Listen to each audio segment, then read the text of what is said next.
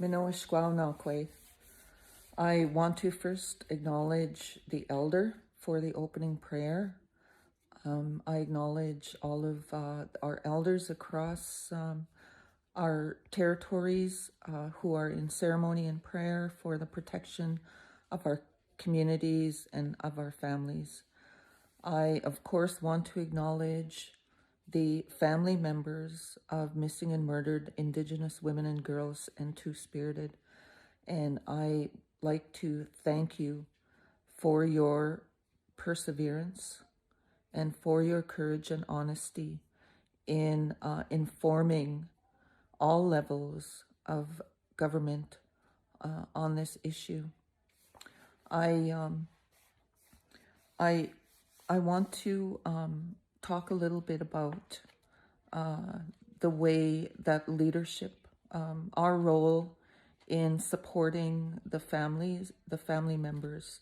I want to say first and foremost that the voice on this issue, the voice for missing and murdered Indigenous women and girls and Two-Spirited people belongs to the family members. The voice of the family members should never be overruled or overtaken by the voice of leadership or different levels of government. I think that the voice of the families must be first and foremost. I believe that our role as leadership is to listen, to understand, and if we can, we should go there. We should, as much as our spirit is able to understand the pain and the suffering that your lost loved ones have went through. If we don't do that, then we can never really understand what the pain of the family members must be like.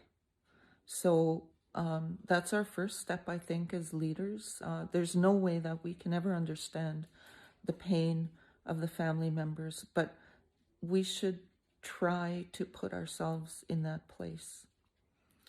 I was asked to prepare a statement for the conference because the Women's Commission did sponsor a resolution at the last FSIN Assembly, and the original resolution was perfectly fine, but I felt that without pulling the provincial government into our initiative, that we will continue to work in a vacuum.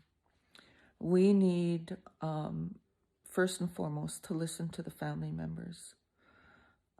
Secondly, we need to develop some policy structure to address this issue.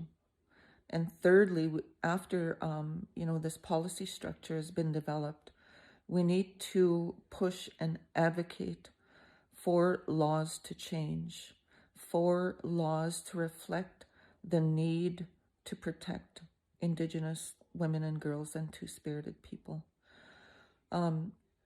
I, this morning, when I was thinking about what I was going to say, I thought about my late mother-in-law, and I reflected on the fact that my mother-in-law and I never exchanged bad words. We never got into an argument. I never criticized anything she said to my partner or to my daughter. And as I reflected on that, I realized that these are our laws. These are our laws that we have inherited from our ancestors. And that's just one small expression of our laws around kinship, around respect for women, respect for what women, the role that women play in our families, but really what women really mean to our existence as a people. In our language, the name for a very elderly woman is Mindamoya, and loosely translated, that word means one who holds things together. When we look at the way that our laws are embedded in our language, we know that our laws upheld women. And so as we move forward, and I really want to commend all of the committees and the task force and the commission for all the work that they did. But number one, I think we need to enforce the principle that our laws, our Indigenous laws that upheld women, should be the basis for everything that we do moving forward, whether it's policy, whether it's an intervention, whether it is our attempts to have Canada and the provinces change their laws to reflect our needs.